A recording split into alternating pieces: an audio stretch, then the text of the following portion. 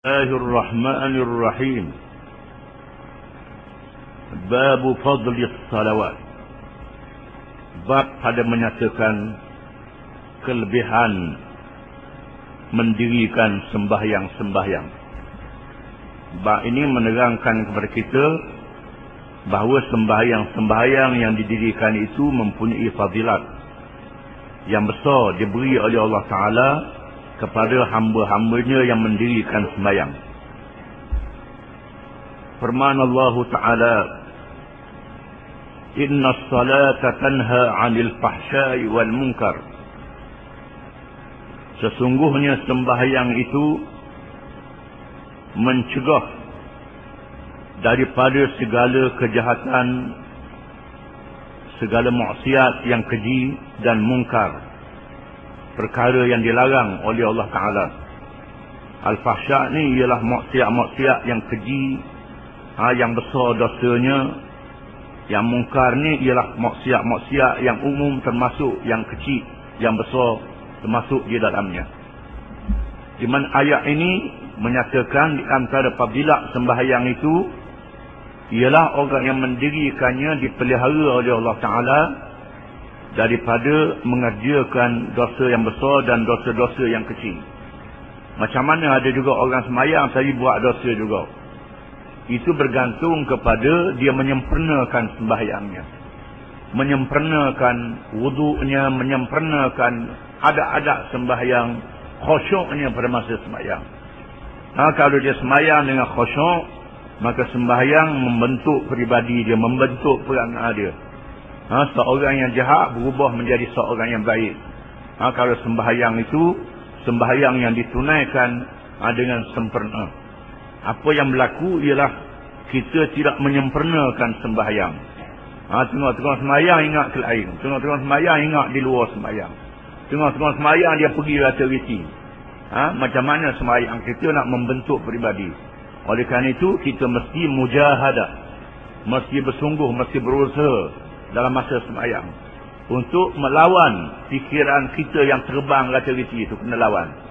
Bila sembahyang dia ingat ke lain, tarik balik semula, ingat ke Allah Ta'ala, ingat ke hari akhirat, ingat kepada perkara-perkara yang berhubung dengan agama, perkara yang berhubung dengan perintah Allah Ta'ala, perkara yang baik, jangan perkara yang jahat pada masa sembahyang. Tidak menjadi salah kita ingat ke harta, tapi harta untuk bersedekah, untuk buat kebajikan. Selain yang disebut dalam hadis, Nabi pernah bersemayang, sebaik saja sudah semayang, sedang wirid, melangkah bahu sahabatnya balik ke rumah. Sehingga sahabat terkejut. Kemudian Nabi datang semula dan mengatakan, aku ingat ada aku simpan barang di rumah dan barang tu aku nak sedekah. Nak sedekah. Nabi ingat tengah semayang. Itu menandakan kita ingat kepada perkara-perkara yang baik, bukan perkara yang mungkar. Yang ini sentiasa ingat kepada Allah Ta'ala perkara hari akhirat, perkara yang baik pada masa sembahyang. Barang siapa yang menyempurnakan sembahyang dia dengan betul, maka sembahyang itu boleh mencegah daripada kejahatan dan mungkar. Ayat ini dikuatkan oleh hadis, wa man lam tanhahu salatuhu 'anil fahsya'i wal munkar lam yazid minallahi illa bu'ada. Barang siapa yang tidak mencegah oleh sembahyangnya daripada kejahatan dan mungkar, tidak menambahkannya daripada Allah, malaikat jauh daripada kebaikan. Barang siapa yang sembahyang dia tak mengubahkan diri dia, maka dia tidak mendapat kebaikan daripada sembahyangnya. Oleh kerana itu kita naklah berusaha supaya sembahyang kita bukan sahaja sempurna rukun dan syaratnya, hendaklah juga sempurna adab-adabnya. Disebut dalam hadis yang lain, ditanya akan Nabi sallallahu alaihi wasallam, inna fulanan yusalli al-lail fa idza asbaha sarq, qala sayanhahu ma taqul. Kata sahabat, wahai Rasulullah, ada seorang tu dia sembahyang waktu malam, bila waktu pagi dia curi, macam mana wahai Rasulullah? Sabda Nabi sallallahu alaihi wasallam, sesungguhnya akan mencegahnya oleh apa yang engkau kata itu. Bila musbuk tu orang tahu dia curi, dia berhenti curi dah. Kata Rasulullah, dia berhenti curi, orang tahu dia curi.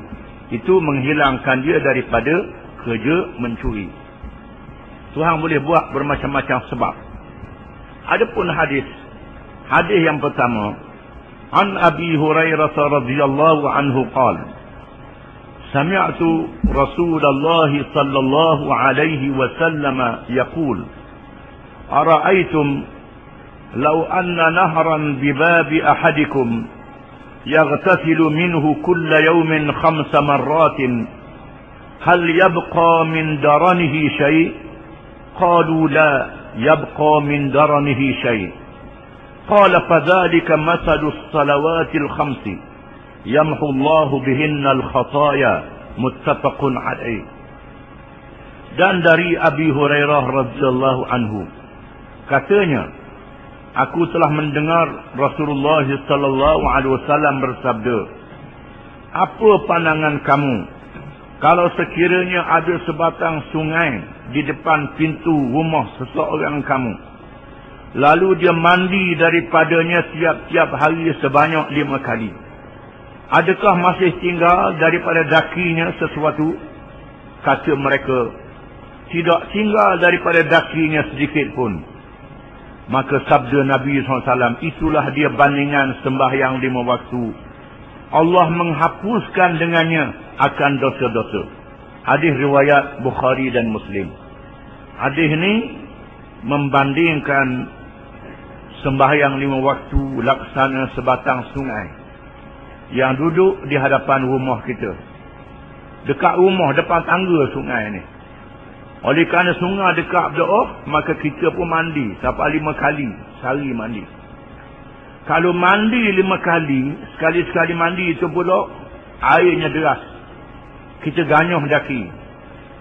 Adakah tinggal lagi daki di tubuh kalau mandi sampai 5 kali sehari? Sudah tentulah tidak tinggal lagi daki di tubuh. Itulah dia bandingan sembahyang 5 waktu. Sekiranya seseorang itu menunaikan sembahyang 5 waktu, maka Allah menghapuskan dosanya dengan sembahyang 5 waktu itu. Dimaksudkan di sini ialah dosa-dosa yang kecil. Adapun dosa-dosa yang besar berhajat kepada bertaubat secara khusus. Dosa yang berkait dengan orang minta halal daripadanya. Yang dimaksudkan di sini ialah dosa-dosa yang kecil. Walaupun namanya dosa kecil, tapi kalau banyak jadi besar juga. Kalau banyak, maka sembahyang 5 waktu menghilangkan dosa-dosa yang kecil, walaupun dia banyak. Hadis ini diriwayatkan oleh Bukhari dan Muslim, dan ulama hadis mengatakan diriwayatkan juga oleh At-Tirmizi dan An-Nasa'i.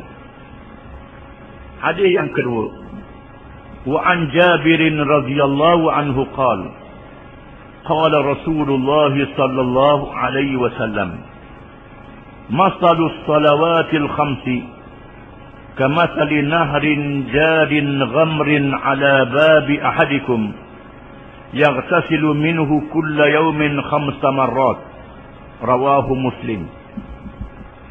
Dan dari Jabir radhiyallahu anhu, katanya, telah bersabda oleh Rasulullah sallallahu alaihi wasallam, bandingan sembahyang 5 waktu laksana sebatang sungai yang mengalir air terlalu banyak di hadapan pintu seseorang kamu, lalu ia mandi daripadanya tiap-tiap hari sebanyak 5 kali. Hadis riwayat Muslim. Hadis ni lebih kurang hadis yang dulu juga, cuma disebut di sini laksana sungai yang airnya mengalir.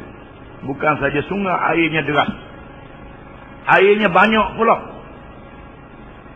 Kalau mandi 5 kali dalam air sungai yang deras, yang banyak airnya, sudah tentulah menghilangkan dosanya, memberi maksud yang sama. Dibandingkan laksana sungai yang duduk di hadapan rumah kita, depan pintu rumah, airnya banyak dan mengalir, sentiasa bersih air itu, maka sudah tentulah membersihkan diri kita daripada dosa. Wa an Ibn Mas'ud radhiyallahu anhu anna rajulan asaba bin imra'atin qublatan فأتى النبي صلى الله عليه وسلم فأخبره فأنزل الله تعالى أقم الصلاة طرفي النهار وزلفا من الليل إن الحسنات يذهبن السيئات. فقال الرجل ألي هذا؟ قال لجميع أمتي كلهم متفق عليه. Maksudnya, dan dari Ibn Mas'ud radhiyallahu anhu, bahawa seorang lelaki di kalangan sahabat telah melakukan dosa dengan seorang perempuan secara menciumnya. Lalu dia datang menghadap Nabi sallallahu alaihi wasallam. Maka ia memberitahunya, yakni dosa yang dilakukan. Lalu Allah menurunkan firman-Nya, dirikanlah sembahyang pada dua tepi siang hari, yakni pagi dan petang, dan di waktu malam. Dan di waktu malam, yakni dua tepi siang hari, iaitulah sembahyang subuh, sembahyang asar, dan sembahyang zuhur. Dan malam yang isyak maghrib, isyak dan maghrib, sembahyang di waktu malam. Sesungguhnya segala kebaikan menghilangkan segala dosa. Lalu lelaki itu berkata, wahai Rasulullah, adakah untuk saya seorang je? Jawab Nabi SAW, untuk seluruh umat aku. Semuanya. Hadis riwayat Bukhari dan Muslim. Hadis ini menceritakan bagaimana sembahyang boleh menghilangkan dosa. Allah Ta'ala menurunkan ayat, aqimis salata tarafayin nahar wa zulafan minal lail innal hasanat yudhibna sayiat. Dirikanlah kamu akan sembahyang di waktu dua bahagi daripada waktu siang dan daripada waktu-waktu sebelah malam. Sesungguhnya amal-amal yang baik menghapuskan kejahatan. Ayat ini ada sebab nuzul, sebab turunnya. Sebab turunnya ialah seorang sahabat yang berjalan, dia tengok orang puan lawa, dia pegang orang puan tu, dia cium. Lalu lepas tu sedar berdosa dah aku. Lalu menghadap Nabi, ya Rasulullah, punah dah saya, saya telah melakukan dosa. Dalam keadaan menyesal iman yang ada dalam dirinya, kerana menyesal di atas perbuatannya. Lalu Allah Ta'ala menurunkan ayat yang dibaca tadi, dan Nabi baca ayat itu. Lepas Nabi baca ayat itu, dia kata pula, saya seorang ke orang lain gitu juga. Kata orang lain pun gitu juga. Walaupun demikian, kita tak boleh buat main-main lah. Lama temunggi peluk, resium, patut sembahyang. Itu tak jadi lagu tu. Kita mempermain-mainkan pula cara maksiat. Tak boleh. Jangan mempermain-mainkan maksiat. Apa yang dimaksudkan di sini ialah sembahyang boleh menghilangkan dosa, walaupun kita nampak bagainya. Sebagaimana disebut di dalam hadis yang lain yang berkait dengan Ma'iz bin Malik yang telah melakukan dosa berzina. Dia datang menghadap, ya Rasulullah, tahhirni minaz zina, bersihkan saya berdosa zina. Rasulullah buat tak dengar pengaduan dia tu. Dia nak suruh jatuhkan hukum hudud pada dia. Iaitulah hukum rejam, kerana dia sudah berkahwin. Rejam sehingga mati. Bukan sebab 100 kali dia rejam sehingga mati. Ma'i bin Malik ni. Rasulullah buat tak dengar. Kemudian orang bang, lepas bang kamat, semayang asar. Lalu semayang asar. Sudah semayang asar, ma'i lagi. Ya Rasulullah, bersihkan saya daripada kesalahan zina, yakni hukumkan saya dengan hukum hudud kerana saya telah melakukan kesalahan zina. Rasulullah kata, tidakkah engkau semayang tadi? Mudah-mudahan dengan sembahyang itu Allah mengampunkan dosamu. Dengan sembahyang itu Allah mengampunkan dosamu. Lepas tu dia kata, ya Rasulullah, hukum saya telah berzina, hukum saya. Rasulullah kata, adakah dia gila? Kata sahabat, tak, dia tak gila molek. Adakah dia mabuk? Lalu ada sahabat mencium mulut takut bau arak. Tak mabuk Rasulullah. Tak mabuk. Maka dikenakan hukuman had kepadanya. Dikenakan hukuman hudud kepada Ma'id bin Malik. Dan Allah Ta'ala mengampunkan dosanya. Walaupun demikian, dari segi syarak, Dari hukum syaraknya adalah lebih baik seseorang itu bertaubat di antara dia dengan Allah Ta'ala daripada mengisytiharkan dosa yang dia buat pada orang ramai. Bila serah diri itu seolah-olah dia mengisytiharkan dosa yang dia buat pada orang ramai. Ini lebih baik dia sembunyikan. Bila Allah Ta'ala menyembunyikannya, maka dia sembunyikan antara dia dengan Allah Ta'ala dan bertaubat kepada Allah Ta'ala dengan penuh penyesalan. Itu lebih afdal. Di mana hadis ini juga mengatakan bahawa sembahyang boleh menghilangkan dosa. Menghilangkan dosa yang dilakukan oleh seseorang. Oleh kerana itulah kalau orang tu dia sembahyang tak tinggal, walaupun dia seorang yang jahat, mudah nak jadi baik. Akhir hayatnya jadi baik, jadi berubah kalau sembahyang tu tak tinggal. Kalau sembahyang selucuk juga, kita tengok dia tu juruh macam mana sekalipun, tak pakar. Dia tu baik, bagi pitih sama, tapi tak sembahyang. Bagi pitih, tolong orang, sembahyang bang tau. Itu dah jadi apa? Itu paling buruk orangnya. Paling celaka orangnya. Kalau orang tu kita tengok dia jahat, tapi sembahyang tak tinggal.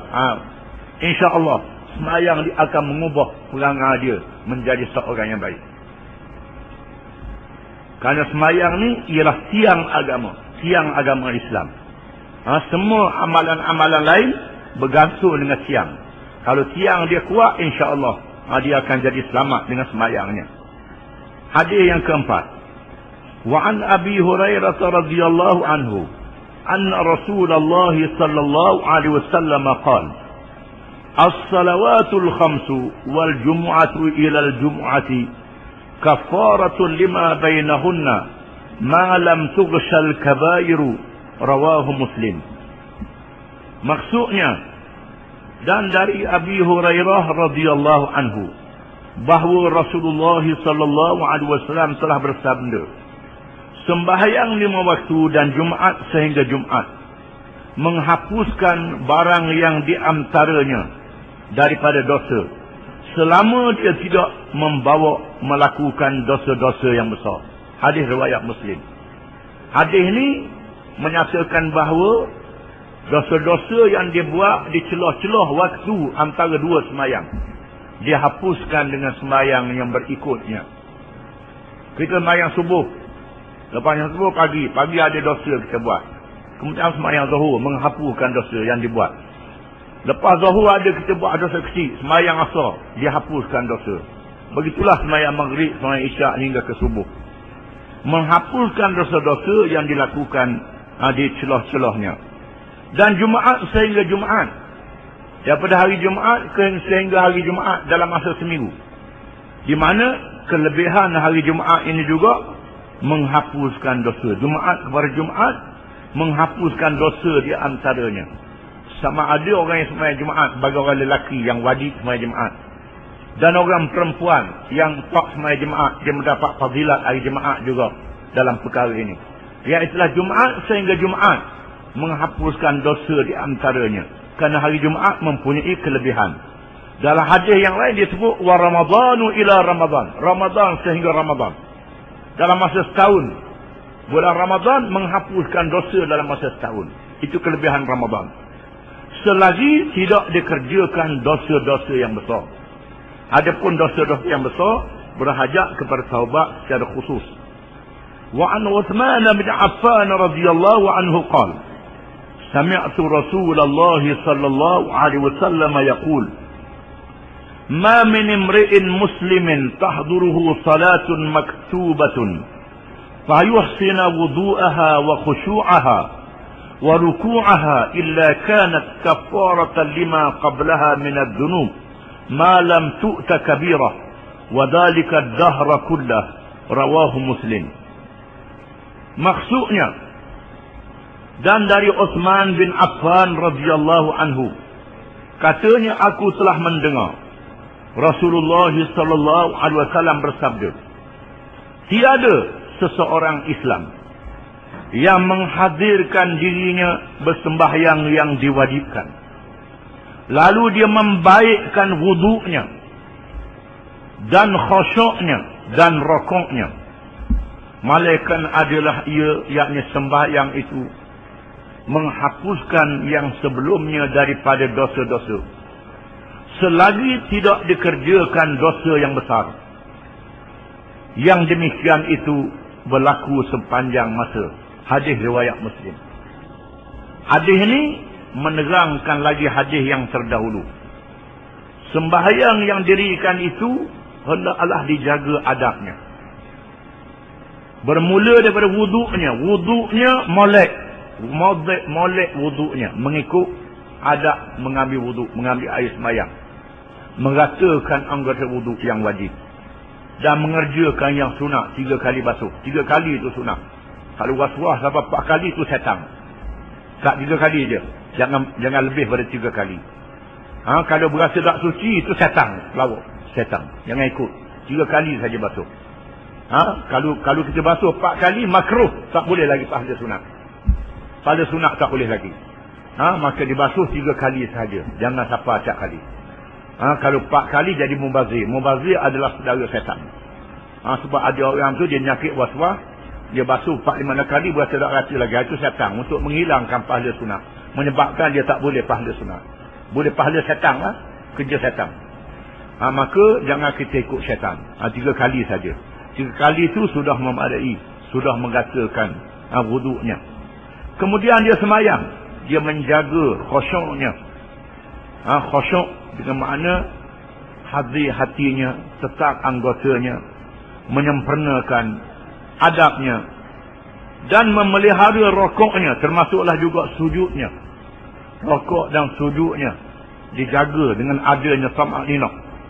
Sembahyang itu menghapuskan dosa-dosa yang sebelumnya, kecuali dosa-dosa yang besar berhajat kepada taubat secara khusus. Wallahu a'lam.